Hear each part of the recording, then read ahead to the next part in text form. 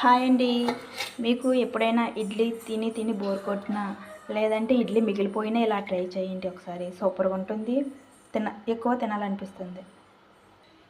ముందుగా stove on చేసుకోవాలి. Pan పెట్టుకొని ఒక 1 స్పూన్ ఆయిల్ వేసుకోవాలి. కొన్ని ఆనియన్స్, కొంచెం పోపులు వేసుకోవాలి. కొంచెం సాల్ట్ వేసుకోవాలి. ముందుగా కట్ చేసి పెట్టుకుని ఇడ్లీ ముక్కలు వేసుకోవాలి. కొంచెం కారం, కొంచెం ధనియాల పొడి, కొంచెం జీలకర్ర పొడి వేసుకుని ఒకసారి బాగా కలుపుకోవాలి.